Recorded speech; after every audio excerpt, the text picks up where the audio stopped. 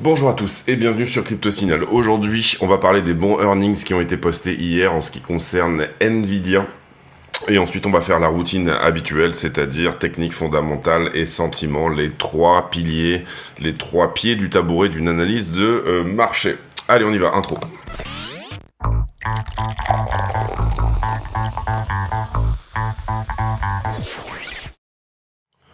Alors, à l'analyse technique, la question qu'on se posait hier, c'est est-ce qu'on donne raison à la petite structure ou à la grande, sous-entendu? Est-ce que le prix se dirige directement par ici, grande structure? Est-ce qu'on va revenir revisiter le bas de cette accumulation? Ou alors, est-ce qu'on va venir chercher finalement le haut ici de cette petite accumulation intermédiaire qu'on a pour le moment? Pour le moment, on n'a pas réellement de réponse par rapport à ça. On a des semblants de réponses, c'est ce que je vais vous montrer ici. Alors, on est sur le 4 heures ici, et pour moi, cette trend-là semble être perdue, et elle est actuellement au retest. Donc ça, c'est un signe. Si jamais on arrive tout simplement à se maintenir et à repasser cette trend, peut-être qu'effectivement on aura une déviation, on va dire daily là-dessous. Personnellement, étant donné qu'on a fait ce mouvement, j'aurais plutôt tendance à dire qu'on se dirige par ici, c'est-à-dire directement les 48. On avait évoqué 54 avant 48, on est monté à 53. Voilà, difficulté ici de dire est-ce que c'est terminé ou pas sur ce mouvement-là. Néanmoins, le fonda est plutôt bon en ce moment. Et sur ce mouvement-là, ne serait-ce que ce petit mouvement ici, celui-ci, on a quand même bien reset tout ce qui était liquidité, etc. On n'a pas mangé la boîte de liquidité qui était là, on l'a légèrement diminué. On est venu en croquer un petit bout. Mais pour moi, cette trend est perdue et je le prends comme un signe potentiel. Et on a perdu également, vous le voyez, on s'est installé en plus de 4 heures sous ce niveau-là. Donc ça, on peut l'enlever, ça, on peut l'enlever, ça, on peut l'enlever et ça aussi. Et on a eu notre signal ici. En revanche, la distribution qui était celle-ci a été cassée. Encore une fois, pour le moment, pour moi, on est juste au retest. Il est possible qu'on reteste jusqu'aux 4 heures supplémentaires. Par contre, le prix ici m'oblige à prendre ce 4 heures-là et le passer désormais sur du daily, ce qui est un très mauvais signal. Signal plutôt baissier. Sous-entendu, on s'est quand même installé pendant un petit moment là-dessous. Ça, on peut l'enlever également. Et donc, vous le voyez, en gros, finalement, si je devais remonter un 4 heures, je devrais le mettre là. Donc j'ai un daily qui est au-dessus, un 4 heures qui est ici. Le daily, on pourrait également le retravailler un petit peu, au sens où, finalement, il est là, d'accord? Donc, ça c'est un 4 heures. Donc à ce stade, mauvais signal, vraiment, signal plutôt baissier. On vient croquer un peu une boîte de liquidité, on est au retest. Cela dit, finalement, il y a quand même quelque chose qui a tenu d'une certaine manière, entre guillemets, mais ça se trouve un petit peu plus bas. Donc est-ce qu'on élargit le range? Est-ce qu'on oublie finalement cette accumulation-là, puisque c'est pas parce qu'il y a une trend, encore une fois, que nécessairement elle doit être respectée, travaillée. Si jamais je devais ici établir un endroit où le prix pourrait aller actuellement, pour moi ça serait là, d'accord? Pourquoi ça? Parce que déjà j'avais une autre trend qui était un peu plus agressive, qui était là. Ici on a un très beau point pivot, je trouve que là on est sur le bas de la queue. Voilà, pour moi 48 c'est très intéressant à la baisse. Cela dit, si on voit que le prix réintègre ou pousse au-dessus, bien évidemment, on changera notre biais. Mais maintenant qu'on est là-dessous, on change le biais pour aller ici. Ok. Voilà un peu pour la partie 4 heures. Donc on aurait tendance à dire que peut-être on se dirige vers une baisse supplémentaire. On va voir ici ce que nous dit la structure intermédiaire là-dedans. Est-ce que ça nous donne une forme de flag? C'est-à-dire qu'à ce moment-là, j'aurais quelque chose qui serait à la continuation comme ceci. Est-ce que, même d'une certaine manière, on n'est pas dans le faux, et c'est-à-dire que notre correction, elle est terminée ici, et là, on repart pour de la hausse? Encore une fois, pour moi, le signal, c'est cette trend-là. Bien évidemment, si on en vient à casser le 4 heures du haut ici, c'est littéralement haussier, et on a la quasi-certitude d'aller à 54 et de casser cette boîte de liquidité là. En ce qui concerne Ether contre BTC, on va se mettre en 4 heures.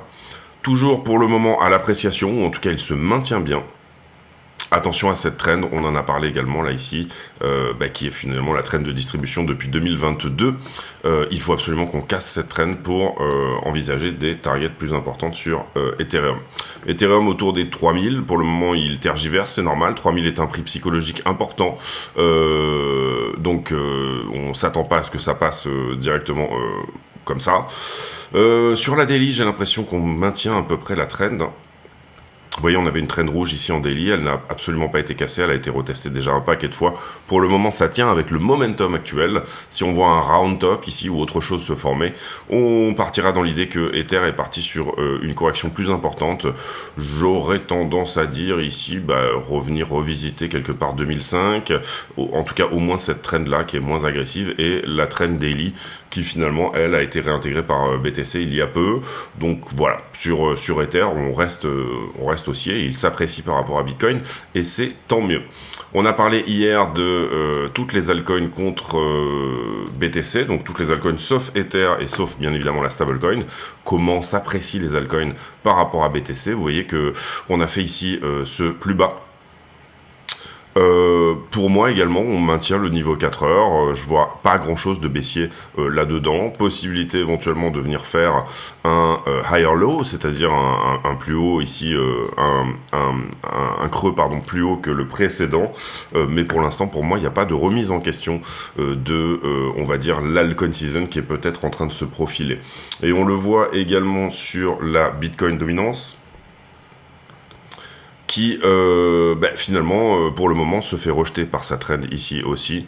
On va voir, on aimerait bien que ça continue comme ça, en tout cas pour nos alts, et venir tout simplement casser le niveau inférieur ici. Toujours la même analyse un peu qu'hier, hein. Désolé, c'est un petit peu redondant, mais là pour le coup, moyen terme, il n'y a pas grand chose qui change. En ce qui concerne les news, je l'ai dit tout à l'heure, Nvidia a posté des très bons earnings hier. On est à 8% de plus que ce qui était prévu en termes de earnings. Ici, Kosh Alemzadeh qui nous dit que la liquidité mondiale est peut-être en train... donc la liquidité mondiale, c'est l'offre globale de monnaie d'une certaine manière, est en train de repartir. Là, vous prenez la masse monétaire en gros en circulation en termes d'euros, yens, on va dire yuan, dollars et autres. J'ai un graphe ici qui présente ça avec sa formule si jamais vous voulez. Et en gros, on fait un ATH. On est en price discovery. Sous-entendu, ça y est, la liquidité mondiale est peut-être déjà en train de repartir, et ce malgré des taux qui sont importants. Ici on en a parlé, on reste sur Nvidia. Les volumes de l'ETF VanEck, donc le HODL, qui ont pas mal explosé. Je pense que c'est un investisseur ici qui est rentré très très fort sur VanEck. Ici on en a déjà parlé hier, c'est marrant que The Block fasse hier ou avant-hier je crois.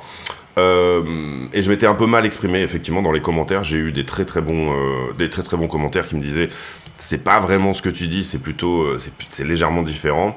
J'ai parlé ici du proof of stake et du staking sur les ETF spot Ethereum, et effectivement ça augmente la concentration. Moi j'ai parlé ça augmente le risque de transactions malveillantes. C'était un peu mal dit, puisque effectivement bien évidemment le staking, c'est tout à fait l'idée que si vous faites une transaction malveillante, vous allez perdre, bien évidemment, ce que vous avez mis en preuve d'enjeu. L'enjeu stake, c'est l'enjeu. Donc du coup, bien évidemment, si vous validez une transaction malveillante, vous avez aucun intérêt à le faire, entre guillemets, puisque vous avez mis de l'argent au pot pour que cette transaction ne soit pas validée. Ici, on l'a dit, alors ça c'est un article qui date d'hier, visiblement 6 heures du soir. Ouais. Hotly anticipated earnings may trigger Bitcoin and crypto correction. And I say, could disappoint on the weak PC market analysis situation.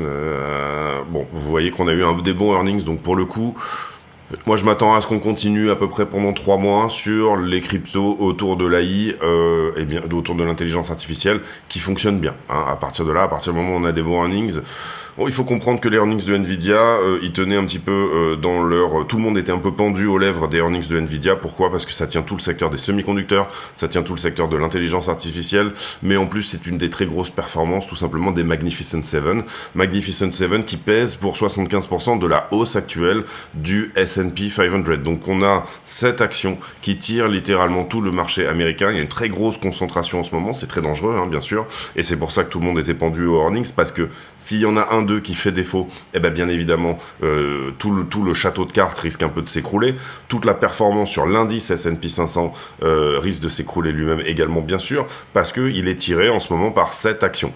Et on a vu ces très grosses concentrations, généralement ça se termine pas très bien. Maintenant ça peut continuer encore pendant un certain temps, Et c'est plus ou moins ce à quoi nous on s'attend, puisque j'ai envie de dire Amazon a posté des bons earnings, Apple également, voilà, pour le moment tout le monde a posté des earnings qui étaient à peu près dans les clous, là où tout le monde s'attend à une récession, et finalement on continue sur cette traction des Magnificent Seven.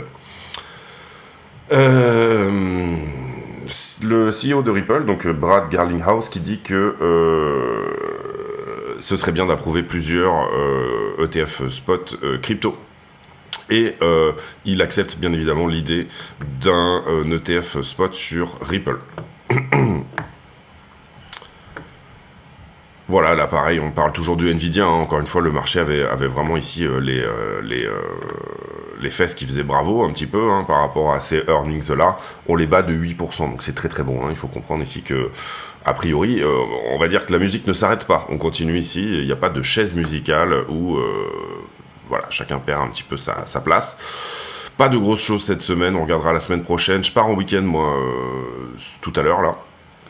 Je pars en week-end tout à l'heure, donc pas de vidéo demain ni après-demain. Prochaine vidéo dimanche. Ici, vous le voyez, Nvidia 5,16 sur 4,61 en ce qui concerne l'EPS, et le revenu total qui est à 22 milliards contre... Donc, le dernier revenu, il était autour des 6 milliards, je crois. Hein. Vous comprenez ici que Nvidia a multiplié par 4 ses ventes. On est sur une bulle, hein, bien évidemment, mais on n'est pas, on a en face quand même des earnings qui font, on n'est pas sur une bulle de profits qui arriveront entre guillemets plus tard. On est vraiment sur ici quelque chose qui nous dit qu'en face il y a effectivement de la vente de semi-conducteurs, hein, tout simplement. Nvidia aussi également commence à faire des data centers finalement de processing. Donc ils utilisent leur propre puce, et ils commencent à vendre directement plutôt que de vendre directement, on va dire des pelles. Ils commencent à chercher de l'or, hein, d'une certaine manière, donc à processer finalement tout ce qui est intelligence artificielle directement en interne. Et ça, c'est une belle rotation en ce qui concerne Nvidia. On passe sur les liquidations. J'en profite pour vous dire de mettre un like sur ces vidéos si jamais le contenu vous plaît. Aujourd'hui, on l'a fait courte, on rentre pas trop dans le détail. 189 millions de liquidés hier, à peu près 70 millions, donc pas énormément sur Bitcoin et Ethereum. Vous voyez qu'on a liquidé principalement du long, puisque la map est verte. Et voilà. Carnet d'ordre. Le carnet d'ordre au spot qui est désespérément vide. C'est-à-dire que vraiment, vous avez assez peu d'ordre en ce moment dans les deux sens. Ça peut pousser en haut comme ça peut pousser en bas. Les premiers gros ordres, on va dire, ils sont autour des 38, hein, sous la structure. Et on a quand même ici quelques ordres, hein, bien évidemment, avant ça. Mais d'une certaine manière, vide à la vente. C'est-à-dire qu'on a très peu de vendeurs, donc ça peut pousser très très fort, très très vite, direction la TH, en tout cas de ce qu'on en voit pour le moment. On a plutôt des ordres qui supportent le prix en dessous ici, vous voyez. Donc il y a eu quand même des modifications en termes de sentiment. Vous comprenez qu'on avait beaucoup de vendeurs par exemple là-dedans, ils ont tous été touchés. Derrière, sur la marge supérieure, je ne me retrouve pas avec beaucoup de vendeurs. Donc pour le moment, c'est plutôt boule tout ça, hein, c'est plutôt boule. Derrière, les marchés en levier. Alors, sur le mouvement qui a été fait ici, et je pense qu'on parle de celui-ci, A, B, C, ici, depuis les 53 jusqu'aux finalement 50 000 et quelques. Nous, on voyait plutôt ici sur la descente qu'on s'arrête, il me semble qu'on avait parlé des 51,2. On a pris 1000 $ en moins, 700 $ en moins. On a eu, derrière, on a bien push-up, hein. 51,2 a été touché à la baisse, ça c'était sur la vidéo d'hier, et puis ensuite on est un petit peu remonté à peu près jusqu'à 52 550, et là une petite perte de 2000 $ tout au long de cette traîne est cassée, hein, vous l'avez vu ici. Derrière, comment on se construit? Hier on n'avait pas trouvé nécessairement qu'il y avait vraiment des grosses divergences, on va dire qu'on n'en voit pas ici, sauf j'en vois une petite...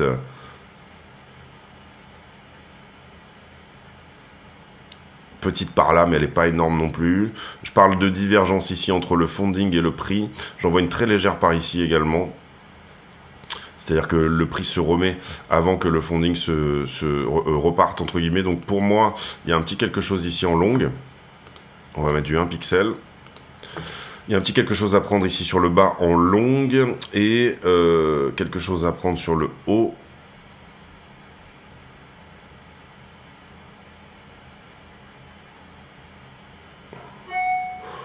À peu près par ici. Mais c'est pas énorme, hein. Franchement, sincèrement, on les met pour les mettre, mais c'est vraiment pas énorme. Ça correspond, vous le voyez, à peu près à la price action, on va dire, hein, de la journée. Open Interest qui a corrigé, certes, dans cette descente ici, vous le voyez en A, B, C. On est sur une divergence entre l'Open Interest et le prix. C'est plus ou moins ce qu'on veut, c'est-à-dire sortir du long. Le prix latéralise, l'Open Interest diminue un petit peu. L'Open Interest, c'est le nombre de contrats en circulation. Je regarde si j'ai pas raté quelque chose, mais non, a priori, on est pas mal. On a des spreads qui sont toujours positifs, donc un marché qui est plutôt longueur, et les longueurs ont plutôt le momentum.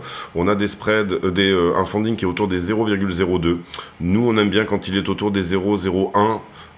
Mais là, vous voyez qu'on était ici en bas sur le prix.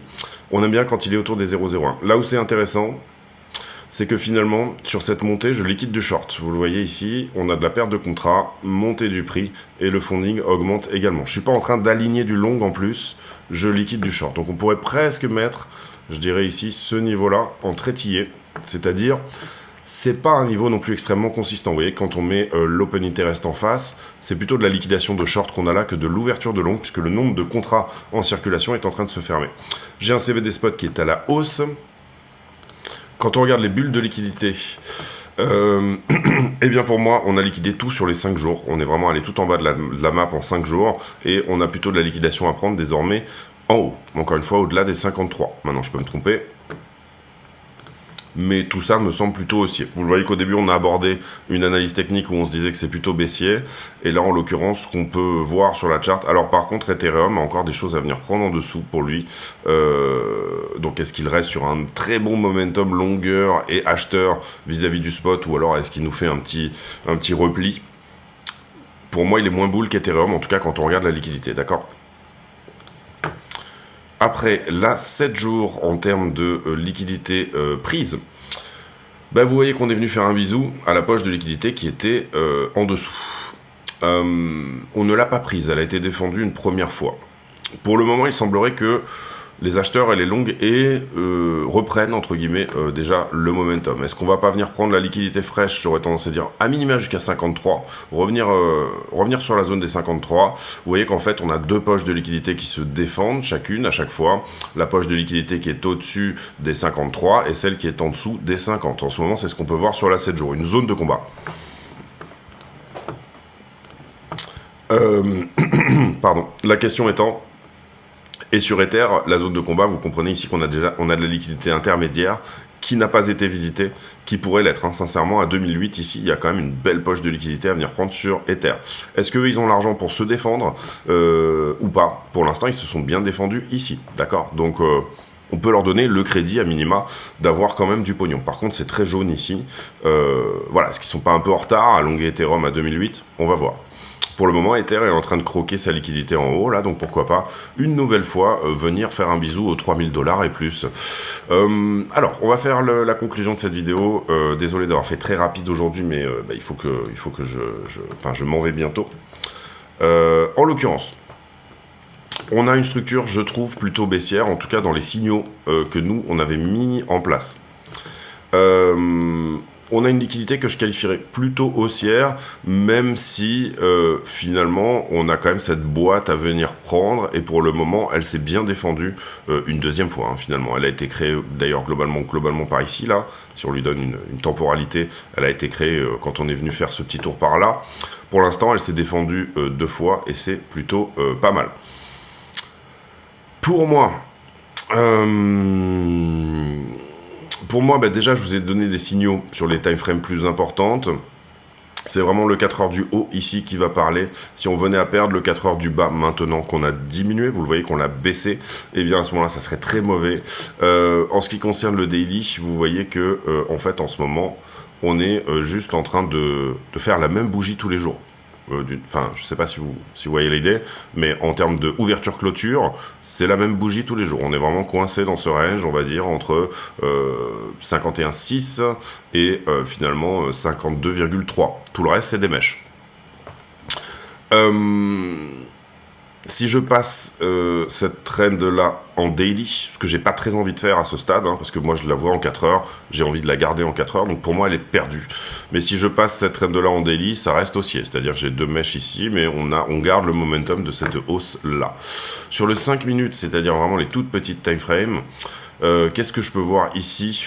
Bah, déjà j'ai bien cassé la distribution qui était celle-ci. Joli double bottom ici, avec ce W là. Pour le moment, on reteste ce W là. Vous le voyez ici, là, on a un retest pour aller quelque part ici.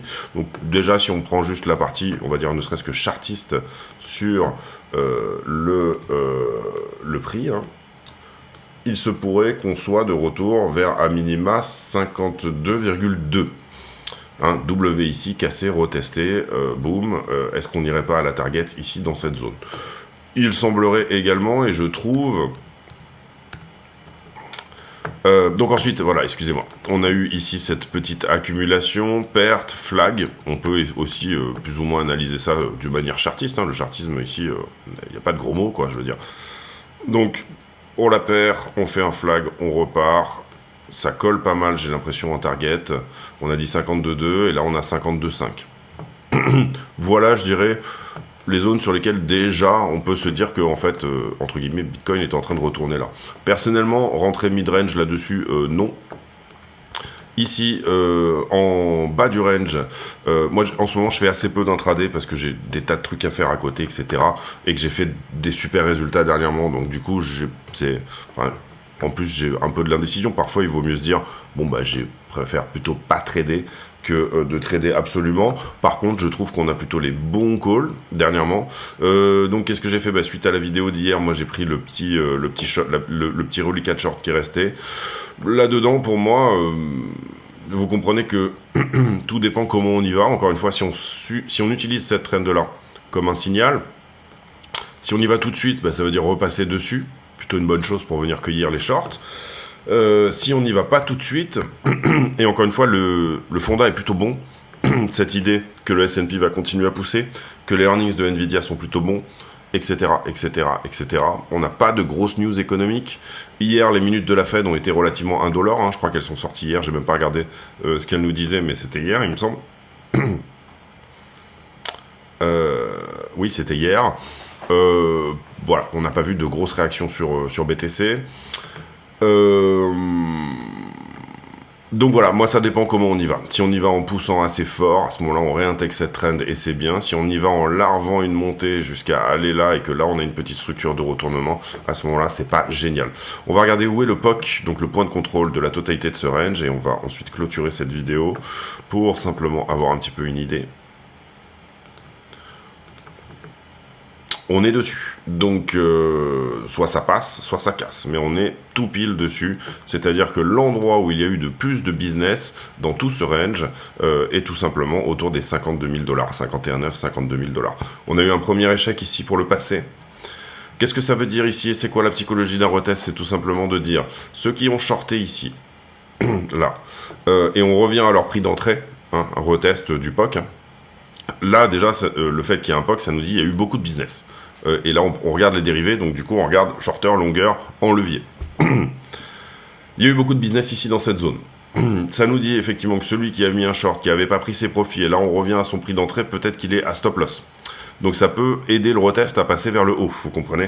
À l'inverse, celui qui avait longué, puisqu'on a du monde ici qui a intervenu à cet endroit-là très exactement, celui qui avait longué...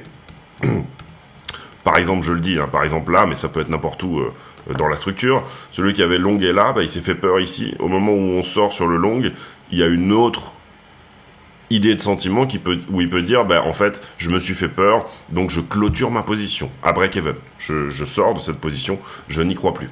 Donc la psychologie d'un retest, en fonction de s'il passe ou il passe pas, et là on vient à ce retest par le bas, retest du POC, c'est que très souvent, le POC rejette.